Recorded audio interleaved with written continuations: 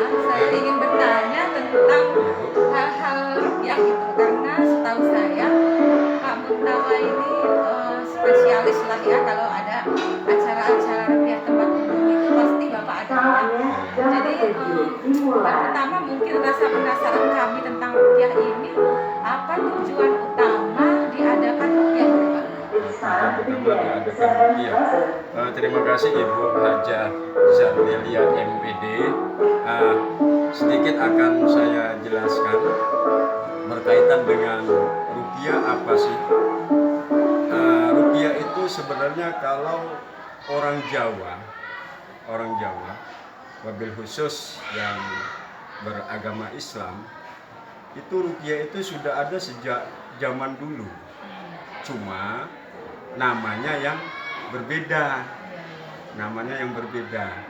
Nah, kalau dulu kita sering menyebut rukyah itu suwuk, atau ada yang juga menyebut dengan nama jompa jampi. Nah, sekarang karena kita di zaman modern ini dan juga kita orang yang beragama Islam, kita mengambil dari sunnah Nabi, yaitu mengambil kata-kata rukyah yang artinya ya pengobatan. Nah, di mana di dalam pengobatan di rukyah ini itu tidak hanya orang itu terkena penyakit medis, contohnya medis misal darah tinggi, terus kencing manis, tapi bisa juga non medis.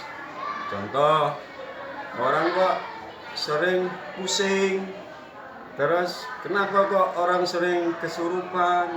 Nah, ini bisa diobati juga lewat rukyah.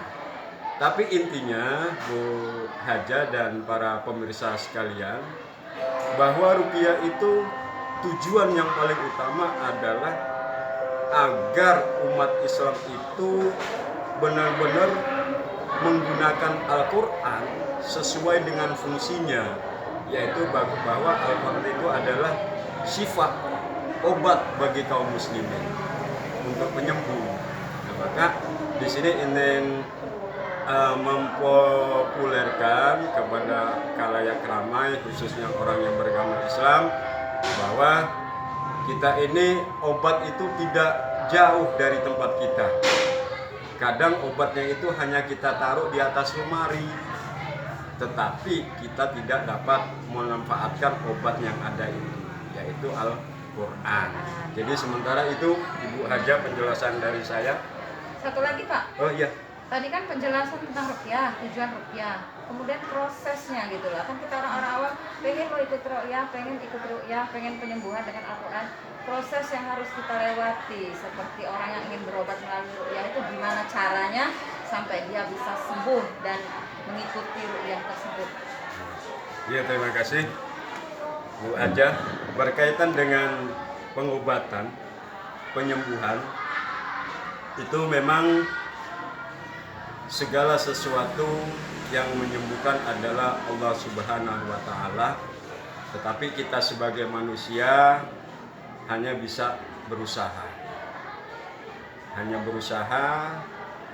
Salah satu ikhtiar kita yaitu kita memakai sunnah Rasul, memanfaatkan menggunakan Al-Quran sebagai obat atas segala penyakit, yaitu sifat bagi segala penyakit medis maupun non medis.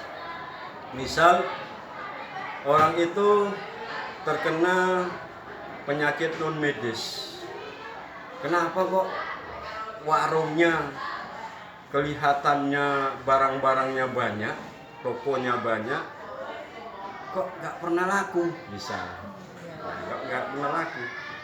Ada apa dengan hal itu? Apa yang terjadi? Nah, di sini bisa dimediasi dengan melalui rukyah.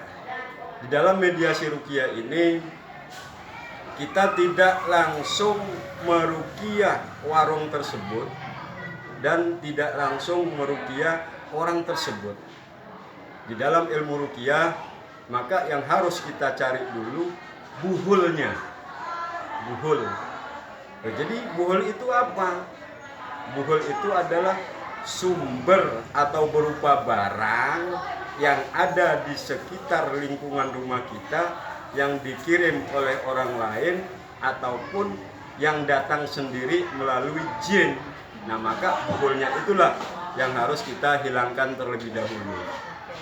Kalau seandainya buhul belum kita hilangkan, ya kita mengobati meruqyah warung itu biar laris, seketika ya laris.